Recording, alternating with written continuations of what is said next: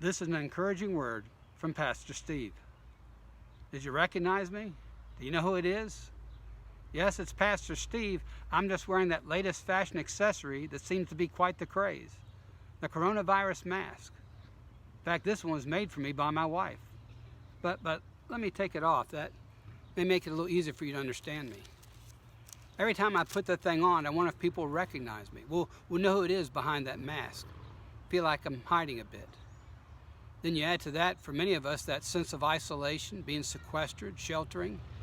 Well, people forget who we are. People know who I am, who you are. Well, today, God has such a good word for us at such a time as this. It's from the first letter of John, 1 John, chapter 3, verses 1 and 2. Let me read them for you.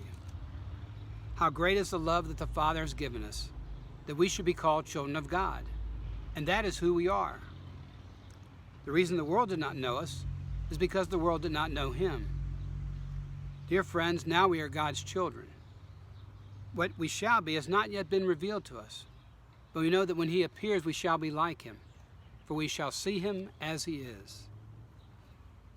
See, that's who we are. We're children of God.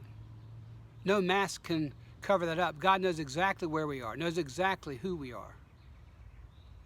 Some others may not recognize us. Some we worry about may forget us, but God never does. He knows us, calls us his children. It doesn't say we're becoming children of God. It says we are children of God. It doesn't say that someday we'll become a child of God. It says, no, that's who we are right now. God's at work in us to help us become who we are, to go into who we are. And that's a great thing. But amidst all the things happening during these days, never forget who you are. It's a relationship that defines us. I wish becoming a child of God meant that it changed all my vocabulary, but it didn't. Wish it would change all my actions, but it hasn't. Wish it would break all my old habits, but that hasn't happened yet either. But in spite of all those things, God still calls me his child. That's who I am. And that's who you are too, if you let Christ into your life. Something happens and it changes the relationship. And in changing a relationship, it changes everything. True relationships are what make us. We think of people saying that they're a teacher or a doctor or a baker. And then when they retire, they're no longer baking, no longer teaching. Then who are they? So those are just things we do. It's relationships that really make us, that define us. I'm a husband. I'm a father. I'm a son. I'm a brother. I'm a grandfather. I'm an uncle. I'm a nephew. All those relationships with people helped shape me in my growing up years and still shape me to this day. Relationships always make the difference, more than just the things we do. And hopefully the things we do express who we are. And that's why we're called to live out our lives as children of God. I worry sometimes we do forget that.